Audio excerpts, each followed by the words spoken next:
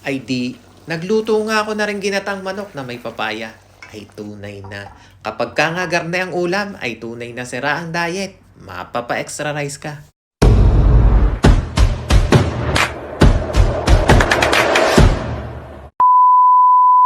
Ay ano ga mga tropa, kamusta ga kayo? Ako si Andy, breadwinner at 8 taon ng caregiver dito sa bansang Israel. Pamilya muna, bago sarili. Ay di, samahan nyo nga ako sa isang craving satisfied video. Tama ga ho o isang mapagmatakaw na video. Ay kayo na kung bahala kung alin ho ang tama. Ay di ari na nga. Samahan nyo nga ako at magluluto tayo ng ginataang manok na may papaya. Ay di sa puntong ang are ay ako'y magigisa na naring ating bawang. Nailagay ko na ang aking bawang dini at hahayaan ko lamang aring pumula-pula ng kaunti. Ay di, maya-maya nga isinunod ko naman aring sibuyas at saka luya. Hahaluin ko lang rin ng kaunti at igigisa ko hanggang sa lumabas na ang amoy nito o mag-aromatic na rin ating mga sangkap na pinaglalagay dini sa ating kawali. Di kaya haluin ko nga lamang aray ng papagayon at papagame hanggang sa mag-amoy na o maamoy ko na ang ating ginisang sibuyas, bawang at saka ang amoy ng luya ay humahalimuyak na sa bango. Ay tunay naman ho kayong nakakagutom na ay ari paggigisa pa lamang. Ay digay maya-maya naman ay nilagay ko na aring ating manok at ari hahaluin ko lang din ng papagayon at papagame kaunti-kaunti lamang at baka dumikit din sa ating kawaling ginagamit. Sa wari ko naman ay hindi rin nga rin didikit at rin naman ay nang sticky na kawali. Pero halu-haluin ko lang ng kaunti na sa ganun panayon ang pagkakagisa na rin ating manok. Hindi naman natin kailangan na tustan-tusta o bagay ma-brown-brown baga ang pagkakagisa ng ating manok. Hayaan lang nating magkulay white ng kaunti, karne ng manok. Maya-maya nga sinunod ko na rin ating mga pampalasa na asin at paminta. Digay sinamahan ko pa nga ng isang Nord chicken cubes at arin naman ang mag-i-enhance sa lasa na rin ating manok para nang sa ganun malasang malasa yung ating pagkakaluto. Manunuot yung mga pampalasa na nilagay natin din sa ating karne. Gigisa ko lamang arin ng bahagya, hahaluin ng papagayon at papagarne hanggang sa magkulay puti na nga aring ating karne ng manok. Ay digay para naman nga sa mga magtatanong ng full recipe o dun sa mga sangkap na pinagagamit ko din sa ating ginatang manok. Makikita nyo na lamang yun dun sa may baba, dun sa may description below. I-click nyo lamang yun doon at makikita nyo ang full recipe na rin ating ginatang manok. Ay di, ipagpapatuloy ko na nga ang pagigisa na rin. Hahaluin ko lamang aray ng papagayon at papagarne.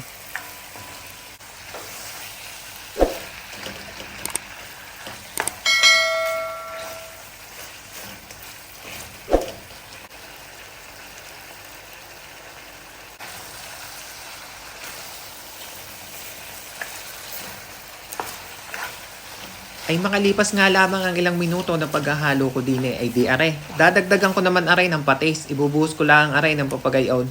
At maya-maya naman ay isusunod ko na aring ating papaya. At gigisahin ko din ulit aray ng papagayon at papagamne. Ay di gaya haluin ko nga lamang aray ng papagayon at papagamne. Nang sa ganun ay magisa din naman aring ating papaya. At maya-maya nga ng kaunti ay di ibubuhos ko naman aring isang tasang tubig.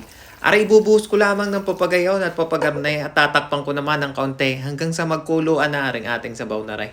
Hahayaan ko nga lamang rin kumulo pero titingnan-tingnan ko rin bubuksan ko ng kaunti at hahaluin ko nang sa ganun ay maging pantay ang pagkakaluto ng ating karne at ng ating papaya. Hahaluin ko lamang aray ng bahagya nang sa ganun hindi rin dumikit. Dine sa kaserola ang ating pinaglulutuan. Di hahaluin ko nga lamang aray ng bahagya. At maya-maya na may tatakpang kulin lang ulit ng kaunti, babalik ko yung takip. At nang buong buo ang init dine sa loob ng ating kaserola. At nang sa ganun ay mabilis din ang pagkakalambot ng ating karne at ng ating papaya. Ay di ari hahaluin ko nga lamang ulit ng papagayon at papagarne. Ulit-ulitin ko lamang ang ganung proseso. Ay digay makalipas nga lamang ang 30 minutes na ating pagpapalambot, ay di nilagay ko na aring ating gata. At hahayaan ko lamang aring magkukulo din hahaluin ko lamang ng papagayon at papagarne. Nang sa ganun ay maganda at panayon pa rin ang pagkakaluto ng ating karneng manok. Hahaluin ko nga lamang aray ng papagayon at papagarne bahagya baga. At hindi ko na nga rin pala tinakpan pagkalagay ng gata. Nang sa ganun ay maganda rin ang pagkakaluto na rin. Hindi yung nagmamantika pero may lapot ng kaunti. Ay di sa puntong ang aray, tinimusan ko lamang ng kaunti nang sa ganun ma-adjust natin ang lasa ng ating manok. Di kayo maya-maya pa'y ari na nga. Malapot-lapot na at medyo paiga na ang ating ginataang manok na aray.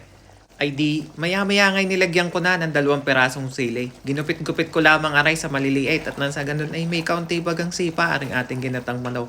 May kaunting anghang kumbaga. Ay di haluin ko nga lamang aray ng papagayan at papagarne nang sa ganun ay lumasa yung anghang na ating nilagay. Kita nyo gaya ang ating sabaw na yan, digay malapot-lapot din naman nga ng kaunti. At maya-maya nga'y nilagay ko na aring ating siling panigang. At hahayaan ko nga lamang aring kumulo-kulo ng kaunti. Nang sa ganun ay malaya naman o maluto baga aring ating siling panigang. Hahaluin ko lamang aray ng bahagyan ng papagayon at papagabnay. Idigay maya-maya-pay. Ready to serve na ang ating ginatang manok. Ay di dumako na tayo din sa pagpiplating.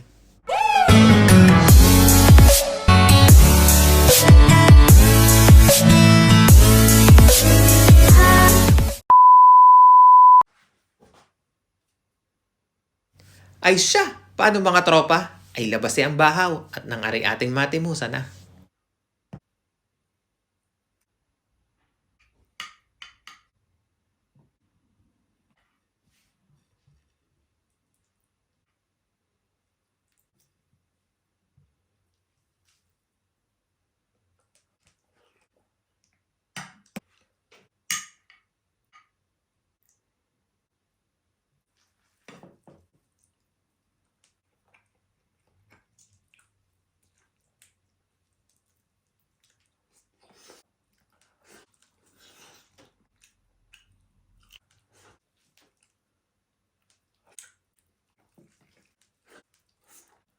Ay siya! Ay paano mga tropa? Ay salamat sa inyong panonood ay huwag niyong kakalimutang mag-subscribe. At nantay dumami na. Ay siya! Diyan na muna kayo.